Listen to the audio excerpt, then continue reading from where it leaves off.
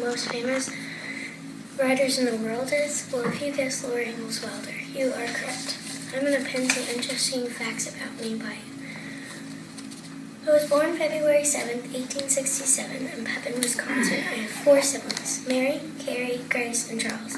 Charles sadly died at 9 months old. My nickname is Half Pint.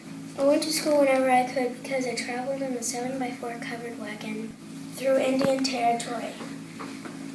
At age 15, I got a teaching certificate and a teaching dog 12 miles from my mom and pa's house. Every weekend I traveled home with Almanza Wilder. He and I fell in love and we got married. Shortly later, we moved to Mansfield, Missouri. I was a very famous writer.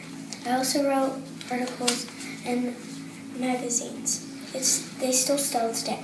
I wrote 8 very good books. You may know them as Little House on the Prairie series. My daughter Rose urged me to write down my childhood stories, which later became the Little House series. These stories also became a TV show called Little House. Did you know my first book I wrote was in 1886? My major accomplishments are receiving a teaching certificate at age 15, and in 1997 I became a part of the Hall of Missourians. I was a dressmaker at one point.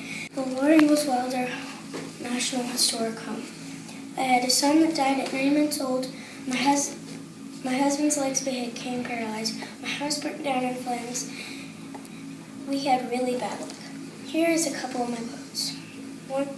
Home is the nicest word there is. And another one. Once you begin being naughty, it is easier to go on, and sooner or later, something dreadful happens. This is a changed state because of me.